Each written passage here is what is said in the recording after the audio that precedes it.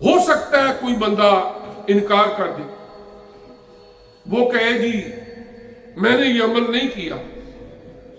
اب کسی بھی عدالت کے اندر جب کوئی اپنے جرم کا انکار کرے تو وہاں پر وٹنس کی ضرورت ہوتی ہے، گواہ جو ہیں، وٹنسز جو ہیں، وہ آ کے وہاں پر گواہی دیں کہ ہاں جی اس بندے نے یہ جرم کیا، ہم دیکھتے تھے۔ ان سے حلف نامہ لیا جاتا ہے، پھر ان کو کہا جاتا ہے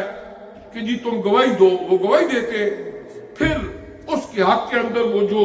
جرم ہے، جو کچھ بھی ہے، الزام ہے، وہ ثابت ہو جاتا ہے۔ اب اللہ تبارک و تعالیٰ نے سورہ یاسین شریف کے اندر یہ فرمایا کہ یہ تمہارے ہاتھ، تمہارے پاؤں اور تمہارے وجود کی سکن یہ کل تمہارے خلاف گواہی دے دے گی اگر تم انکار کرو۔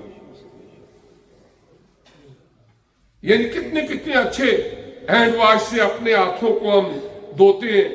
اچھے باڈی واش سے اپنے وجود کو دھوتے ہیں، اس لیے کہ میری سکن ہے، یہ میرے ہاتھ ہیں، یہ میرے پاؤں ہیں۔ لیکن اللہ تعالیٰ کی جو سیکرٹ سروس ہے اس کا ایک ایسا حصہ ہے کہ قرآن فرما رہا ہے کہ بندہ انکار کرے گا تو یہ گواہ بن جائے گی۔ اب دنیا کے اندر تو انسان جتنی سیکورٹی ایجنسیز ہیں، جتنے بھی قانون نافذ کرنے والے ادارے ہیں، کوئی نہ کوئی دو پیچ لگا کے بچنے کے امکانات موجود ہوتے ہیں۔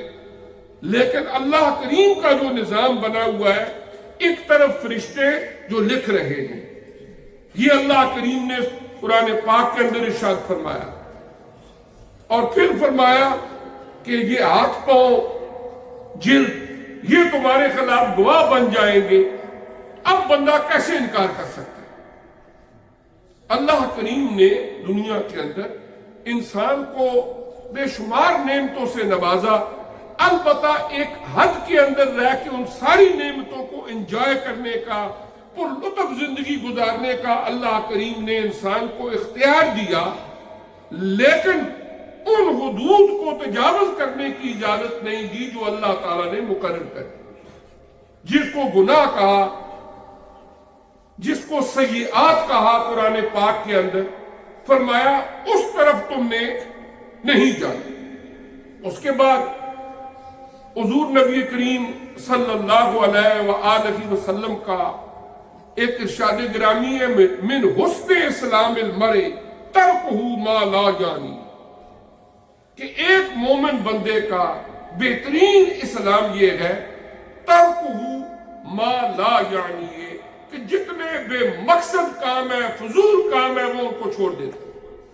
اور وہ عمل کرتا ہے جو اس کے لیے دنیا کے حساب سے فائدہ مند ہو یا آخرت کے حساب سے فائدہ مند ہو۔ اور مومن بندہ ایسی فضولیات میں نہیں پڑتا، نہ اس کو دنیا داری کے حساب سے کچھ فائدہ ہو رہا ہے اور نہ ہی دینداری کے حساب سے اس کو کوئی نہ کوئی فائدہ ہو رہا ہے۔ بخاری شریف کی حدیث ہے، حضرت عبداللہ ابن مسعود رضی اللہ تعالیٰ میں اس کے راوی ہیں کہ ایک مومن آدمی جو ہوتا ہے، اگر اس سے گناہ کا ارتکاب ہو جائے تو وہ یہ سمجھتا ہے کہ یہ گناہ ایسے ہے جیسے پہاڑ کی چوٹی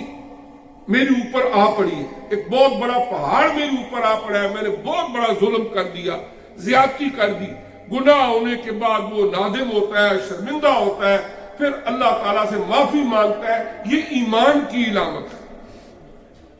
اور پھر فرمایا گیا کہ جو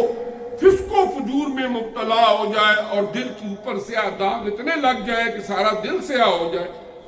فرمایا وہ بڑے سے بڑا بھی گناہ کر لے گا تو اس طرح سمجھے گا جیسے ناک کے اوپر مکھی بیٹھی ہے۔ یعنی جس طرح کوئی آدمی، یہ حدیث پاک کے الفاظ ہیں، بخاری شریف کی حدیث ہے کہ جیسے ناک کے اوپر مکھی بیٹھی ہے، جس طرح آپ بیٹھے ہوئے ہیں، وہ مکھی ناک کے اوپر بیٹھ گئی، آپ نے ایسے کیا وہ اڑ گئی، وہ اس کو اتنی اہمیت ہی دے گا۔ لیکن جس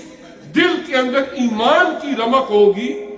حضور نبی کریم صلی اللہ علیہ وسلم نے فرمایا جب اس سے گناہ سرزد ہو جائے تو فرمایا کہ وہ اس کی کیفیت ایسی ہوتی ہے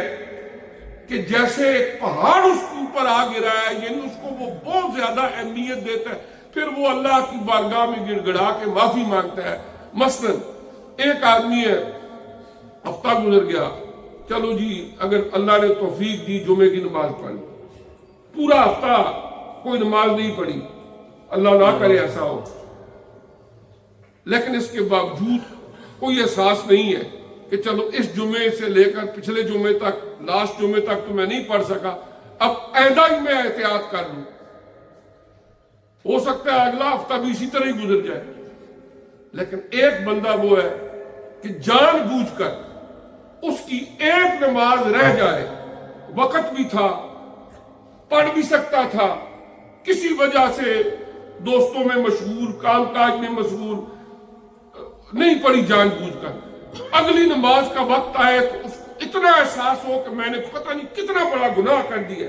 فرض نماز تھی میرے اوپر, میں نے اس کو ادا نہیں کیا, وہ قضا بھی کرے,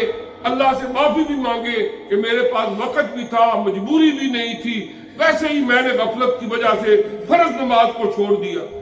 تو وہ ہو سکتا ہے بہت زیادہ پریشان ہو, جیسے وہ سوچے کہ میرے اوپر ایک پہاڑ آ گرا ہے کہ فرض نماز میں نے ادا نہیں کی. اور آقا علیہ السلام نے فرمایا لیکن اگر دل کے اندر فسق و فجور نے جگہ بنا لی ہو تو پھر بندہ اس کا احساس نہیں کرتا, پھر وہ سمجھتا ہے جیسے ایسے مکھی آ کے بیٹھی ہے, ایک انگلی سے اشارہ کیا اور نہیں, چلو کوئی بات نہیں, خیر ہے, کیا ہوگا, نہیں پڑھی پھر کیا ہوگا.